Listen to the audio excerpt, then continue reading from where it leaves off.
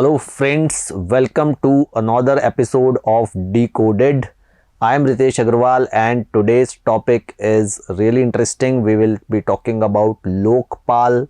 Okay, so Lokpal and Lokayukta, ठीक है, ये दो टर्म्स हैं. हम लोकपाल पे थोड़ा ज़्यादा फोकस करेंगे और समझेंगे. ये बेसिकली ऑम्बड्समैन स्कीम है इंडिया के लिए और काफ़ी न्यूज़ में रही है कुछ टाइम पहले. तो हम बात करेंगे इस पूरे इंस्टीट्यूशन के बारे में. ठीक है, so basically in decoded right now we are running a series of institutions. हमने इससे पहले इलेक्शन कमीशन कवर किया था, फिर controller and auditor general cover किया था और आज हम लोकपाल के बारे में बात करेंगे. तो पहली बार ये जो टर्म है लोकपाल, इसे इंडिया में डॉक्टर एल.एम. सिंघवी ने कॉइन किया था. ठीक है, doctor LM. Singhvi was a parliamentarian, he was an MP, member of Parliament, और इन्होंने 1963 में पहली बार ये वर्ड कॉइन किया था लोकपाल. ठीक है, और पहला जन लोकपाल बिल जो इंट्रोड्यूस किया गया था वो इंट्रोड्यूस किया था एडवोकेट शांति भूषण ने 1968 में. ठीक है, between the period of 1966 to 1970 जो हमारे एडमिनिस्ट्रेटिव रिफॉर्म्स कमीशन है उन्होंने भी इस इंस्टीट्यूशन का बेसिकली प्रपोज किया था. Setting up of two special authorities, Lokpal and Lokayukta. Lokpal for central and Lokayukta for states. ठीक है, फाइनली ये बिल कम से कम 10 बार इंट्रोड्यूस किया गया. ठीक है, हर बार कभी ना कभी कोई ना कोई हाउस में जाकर के रिजेक्ट हुआ और आफ्टर 10 फेल्ड अटेम्प्ट्स फाइनली 2013 में जाकर के बिल पास हुआ. कैसे पास हुआ? After a nationwide movement by mister Anna Hazare. ठीक है, तो आप लोगों ने, आई डोंट नो आप में से कितने लोग इस मूवमेंट के बारे में परिचित है. पूरा ज़बरदस्त नेशन वाइड मूवमेंट था. ठीक है, ऑन लोकपाल. अन्ना हजारे, उसी समय अरविंद केजरीवाल जी जो है प्रोमिनेंस में आए, प्रशांत किशोर, किरण बेदी, बहुत सारे लोग थे जिन्होंने काफ़ी एक्टिव रोल प्ले किया. ठीक है, बाबा रामदेव. ठीक है, तो काफ़ी ज़बरदस्त आंदोलन 2011 में हुआ जिसके बूते फाइनली ये बिल पास हो सका 18 दिसंबर 2013 को. 1 जनवरी 2014 को प्रेसिडेंट ने इसे अप्रूव कर दिया, मगर उसके बावजूद 5 साल लग गए लोकपाल के ऑफिस को एस्टैब्लिश होने में. 2019 में पहले लोकपाल चुने गए और 2019 में ये बॉडी सेटअप हुई. ठीक है, हो सकता है आपके माइंड में क्वेश्चन आ रहा हो कि लोकपाल करता क्या है, इसकी रिस्पॉन्सिबिलिटीज क्या है. We will come to that point. Will talk about the functions of Lokpal. Basically anti corruption. ठीक है, करप्शन को प्रोब करने के लिए एक ऑम्बड्समैन बॉडी है, पर हम और इसके बारे में डिटेल में इसके फंक्शंस पे बात करेंगे. पहले हम थोड़ा हिस्टोरिकल बैकग्राउंड देख रहे हैं, इवोल्यूशन देख रहे हैं कि ये बॉडी कैसे इवॉल्व हुई. ठीक है, from the coining of the term in 1963 to its final establishment in 2019 हमने ये जर्नी कवर की. ठीक है, तो इंडिया के पहले लोकपाल चुने गए जो करंट लोकपाल हैं, पिनाकी चंद्र घोष. ठीक है, 2019 में ये लोकपाल चुने गए. He is a retired supreme court जज. He is appointed as the first Lokpal of India. ठीक है, अब स्ट्रक्चर देखते हैं. जो लोकपाल का इंस्टीट्यूशन है, जो ऑफिस ऑफ लोकपाल है, इसका क्या स्ट्रक्चर होता है. इसमें एक चेयरपर्सन और 8 मेंबर्स होते हैं. 1 चेयरपर्सन 8 मेंबर्स. इन 8 मेंबर्स में से आधे जुडिशियल मेंबर्स होते हैं और आधे नॉन जुडिशियल मेंबर्स होते हैं. जुडिशियल मेंबर्स मतलब या तो वो सुप्रीम कोर्ट में जज रह चुके हो या हाई कोर्ट में चीफ जस्टिस रह चुके हो. ठीक है, मैं रिपीट करता हूं, या तो सुप्रीम कोर्ट में जज रह चुके हो या हाई कोर्ट में चीफ जस्टिस हो चुके हो. ठीक है, और जो नॉन जुडिशियल मेंबर्स हैं, नॉन जुडिशियल मेंबर्स में उनकी कंडीशन क्या है कि कम से कम 25 साल का एक्सपीरियंस उनका होना चाहिए, चाहे फाइनेंस में हो, लॉ में हो, मैनेजमेंट में हो. ठीक है, या पब्लिक एडमिनिस्ट्रेशन में हो या एंटी करप्शन में हो. इस अलग अलग फील्ड्स में आपका किसी में भी अगर 25 साल का एक्सपीरियंस है और उसके अलावा आपकी इंटेग्रिटी इम्पैकेबल होनी चाहिए, यानी आपके ऊपर कभी कोई करप्शन का आरोप नहीं लगा हुआ होना चाहिए. अगर बेदाग आपका रिकॉर्ड है और आपका इतना एक्सपर्टीज है तो फिर आप लोकपाल की मेंबर हो सकते हैं. ठीक है, मेंबर्स कौन अपॉइंट करता है? President on the recommendations of a selection committee. तो प्रेसिडेंट जो है वो मेंबर्स अपॉइंट करते हैं on the recommendation of a selection committee. Selection committee में कौन कौन होते हैं? प्राइम मिनिस्टर चेयरपर्सन होते हैं. Prime minister is the head of the selection committee. उसके अलावा leader of the opposition, Lok Sabha speaker, ठीक है, चीफ जस्टिस ऑफ इंडिया और अ जज नॉमिनेटेड बाय हिम, ये सब सिलेक्शन कमिटी के मेंबर्स हो सकते हैं. जो लोकपाल के मेंबर्स होंगे, जो पूरी जो टीम होगी उसके मेंबर्स होंगे, उनमें से मिनिमम 50% या तो एससी से होने चाहिए, शेड्यूल्ड कास्ट से होने चाहिए, शेड्यूल्ड ट्राइब से होने चाहिए, ओबीसी से होने चाहिए, माइनॉरिटीज से होने चाहिए या वेमेन से होने चाहिए. तो बेसिकली जो डिस्क्रिमिनेटेड सेगमेंट्स हैं उनसे मिनिमम 50% मेंबर्स होने चाहिए.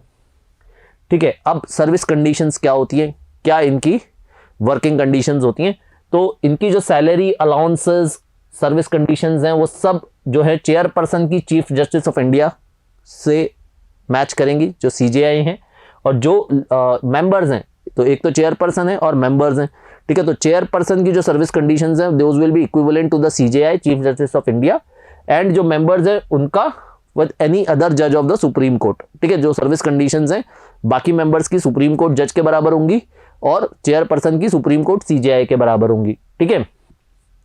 एज ऑफ लोकपाल और any other member should not be less than 45 years, मतलब मिनिमम एज जो है, अगर आपको ऑफिस ऑफ लोकपाल में चुना जाना है तो मिनिमम एज आपकी होनी चाहिए 45 ईयर्स, मैक्सिमम क्या हो सकती है 70 ईयर्स।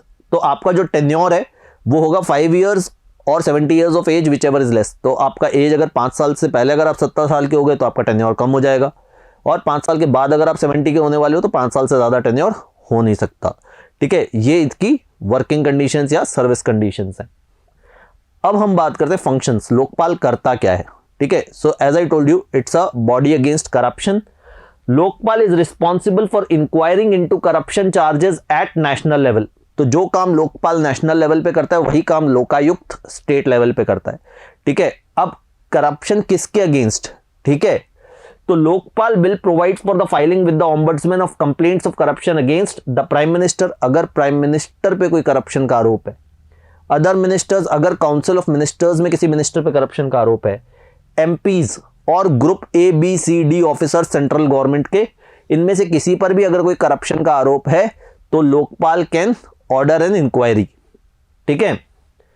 इसके अलावा कोई भी ऐसी बॉडी है जो सेंट्रल गवर्नमेंट के अंडर आती है, जिसे सेंट्रल गवर्नमेंट फाइनेंस करता है, या सेंट्रल गवर्नमेंट की स्टेक जिसमें 50% से ज्यादा है, तो उन बॉडीज में भी किसी भी ऑफिशियल के अगेंस्ट करप्शन की इंक्वायरी की जा सकती है। Also covered are chairpersons, members, officers and directors of any board, corporation, society, trust, autonomous body established by an act of Parliament और फंडेड बाय द सेंटर। इसके अलावा ऐसी कोई भी बॉडी जिसको फॉरेन कंट्रीब्यूशन 10 लाख रुपए से ऊपर आ रहा है, it covers any society, trust और body that receives foreign contribution above 10 lakh. तो अगर कोई ऐसा एनजीओ भी है जिसको 10 लाख से ऊपर का फॉरेन कंट्रीब्यूशन आ रहा है और उसमें भी कोई करप्शन की शिकायत आती है तो वो भी लोकपाल के ज्यूरिसडिक्शन के अंडर आता है, ठीक है।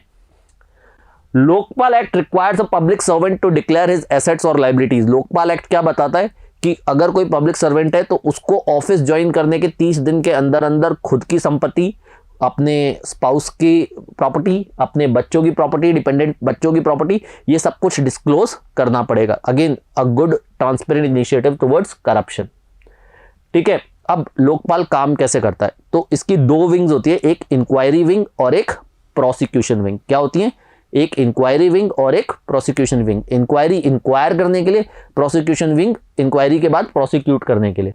सो Lokpal has an inquiry wing headed by director of inquiry for the purpose of conducting preliminary inquiry, ठीक है, into any offence which comes under Prevention of Corruption Act 1988. Same goes for prosecution. Prosecution is headed by Director of Prosecution for the prosecution of public servants for any complaint received under Prevention of Corruption Act. ठीक है।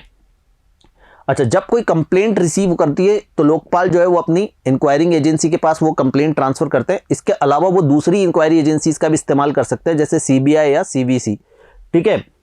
अब inquiry wing और any other agency will have to complete its inquiry and report to Lokpal within 60 days. 60 days के अंदर उनको अपनी inquiry complete करके लोकपाल को देनी होती है, और इंक्वायरी रिपोर्ट के बेसिस पे फिर वो प्रोसिक्यूशन विंग के पास जाते हैं कि prosecution wing then has to prosecute the offender.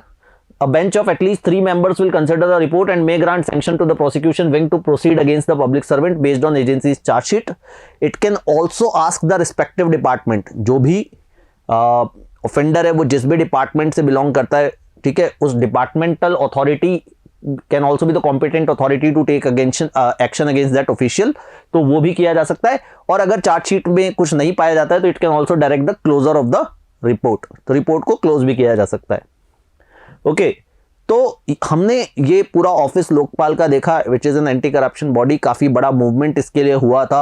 हालांकि इंडिया अगेंस्ट करप्शन जो बॉडी है जिसने ये मूवमेंट किया था, अन्ना हजारे ने जो बॉडी किया था, वो इस बिल से पूरी तरह सेटिस्फाइड नहीं है। उन्होंने कहा कि इस बिल को डाइल्यूट किया गया है और इसकी पावर्स जो है वो उतनी नहीं है कि हम जो ऑब्जेक्टिव चाहते थे वो अचीव कर पाए, बट काफ़ी कुछ अराउंड उसके हुआ है। उसके बाद फिर हमारे अरविंद केजरीवाल साहब दिल्ली के चीफ मिनिस्टर बन गए, ठीक है। तो काफ़ी कुछ इंपॉर्टेंट रेमिफिकेशंस इस पूरे मूवमेंट के रहे हैं। लोकपाल का इंस्टीट्यूशन एक इंपॉर्टेंट इंस्टीट्यूशन है, अभी नया इंस्टीट्यूशन है, 2019 से इसने काम करना शुरू किया है, ठीक है। A lot of it would be evolved over a period of time, ठीक है। अच्छा, अब मैं आपसे एक क्वेश्चन पूछता हूँ। ये तो बात की आज हमने लोकपाल इंस्टीट्यूशन के बारे में, अब क्वेश्चन एंड आंसर का टाइम है। तो पिछली बार जब हमने सीएजी पे वीडियो किया था तब मैंने आपसे पूछा था कि हिंदुस्तान के पहले कंट्रोलर एंड ऑडिटर जनरल कौन थे, और आप में से काफ़ी लोगों ने सही जवाब दिया, वी नरहरि राव इंडिया के पहले कंट्रोलर एंड ऑडिटर जनरल थे। अब जो आज का क्वेश्चन है वो ये है कि हमने लोकपाल पे तो बात की, इंडिया में सबसे पहला लोकायुक्त कौन से स्टेट ने लगाया था, ठीक है। First anti corruption body in state, पहले लोकायुक्त जो थे वो कौन से स्टेट से थे, ठीक है। तो ये आप मुझे कमेंट सेक्शन में जवाब दे सकते हैं, और फिर हम अगले हफ्ते फिर मिलेंगे किसी नए टॉपिक के साथ। Till then take care and keep reading.